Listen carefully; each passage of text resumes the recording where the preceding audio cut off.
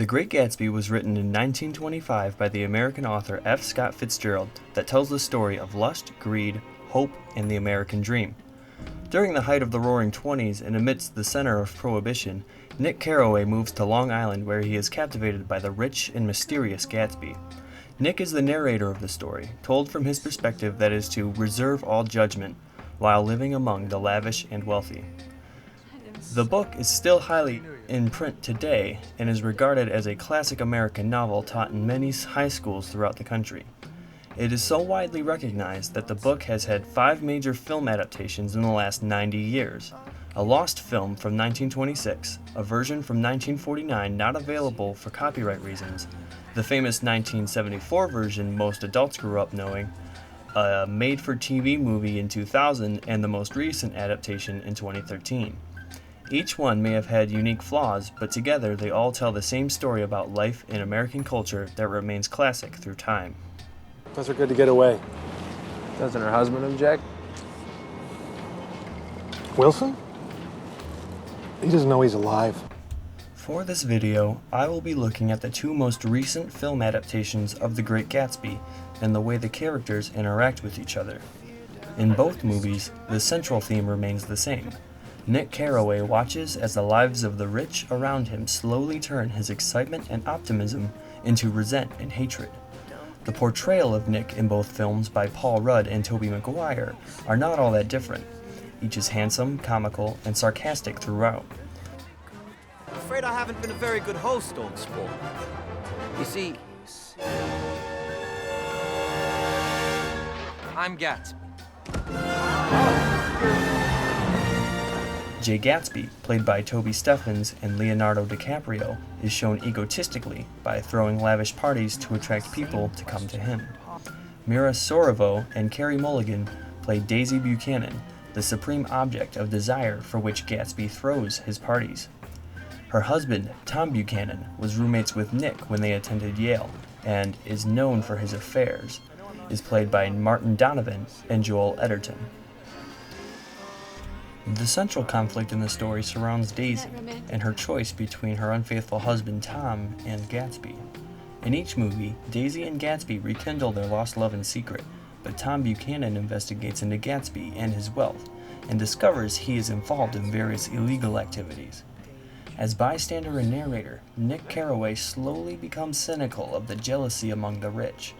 According to his perspective, regardless of wealth of those around him, people still want what they can't have. We are shown through both movies that greed is a never-ending human condition. Yet, for as strange as Gatsby is, he always has a unique sense of hope that Nick admires. The single most hopeful person I've ever met, and I'm ever likely to meet again. It's an inspiration to him, and it separates Gatsby from the rest of the characters. There are 3 main differences between these 2 versions of The Great Gatsby: style, editing, and sound.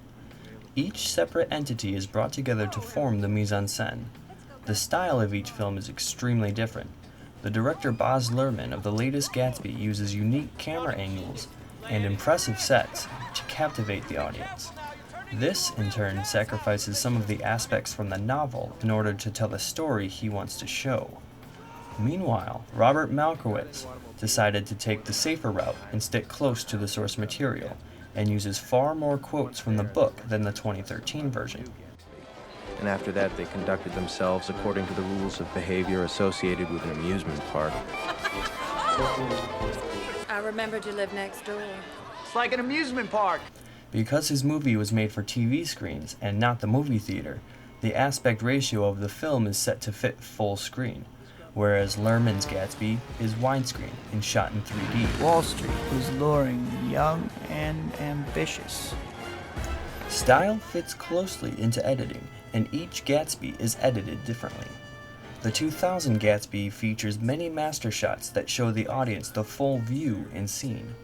The 2013 version, however, uses many cutaway shots to increase the tempo and pace. If there's one thing the latest Gatsby tries to accomplish, it is to have as much style as a feature film can handle. In various scenes, color is highly saturated, intense, and vivid in order to show the heat of the time. Really? Do you live on Long Island too? I live at West Egg. I was there at a party about a month ago. A man named Gatsby's. In the 2000 Gatsby, color is not as bright or saturated. When comparing the same scene of each movie, it is clear which is brighter and full of life. The last big difference between these films is the use of sound and music. The soundtrack for Luhrmann's Gatsby includes many big pop culture musical icons, including Jay-Z, Beyonce, and Lana Del Rey.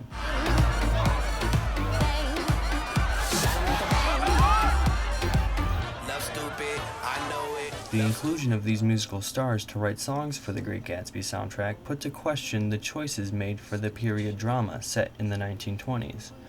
Critics felt adding EDM and hip-hop tracks to the movie separated it from what the original book had in mind. But as time passes, party culture changes as well, and getting young adults into the movie theater means giving them new, energetic music. The 2000 TV movie has sound that matches the style the film was designed for, an ambience that fits television. The soundtrack choice for the 2000 Gatsby uses safe, orchestral-type jazz that would be expected for a TV film. Sound, editing, and style all affect the mise-en-scène of each film, whether it's the lavish and exciting Gatsby movie What Gatsby? or the storytelling Gatsby movie. Gatsby? What Gatsby? Where's the little one? I suppose she talks and eats and everything. An additional point of interest that gets hit on when discussing The Great Gatsby is the symbolism present in the story. And both of these movies have their own ways of showing that symbolism. Whether it's the green light at the end of Daisy's dock, or the eyes of Dr. T.J. Ecclesburg overlooking the Valley of Ashes, each movie shows these symbols as important pieces of information that are just as important to the storytelling as any narrator could ever be. Overall, the newest Gatsby focuses more on the characters, and the older Gatsby focuses on the story. By using classic Hollywood filmmaking techniques, both directors succeed at both of these things. Baz Luhrmann's adaptation works under the assumption that viewers already understand the story going in, so it allows him to play fast and loose with the cinematography. Markowitz's adaptation works because it stays true to the story. The Great Gatsby teaches us that we can't repeat the past, and it's more worth our time to focus on the present. Jay, you can't repeat the past. Can't repeat the past. No. Why, of course you can. Of course you can. This is why it is still a classic American novel and adapts well throughout the ages.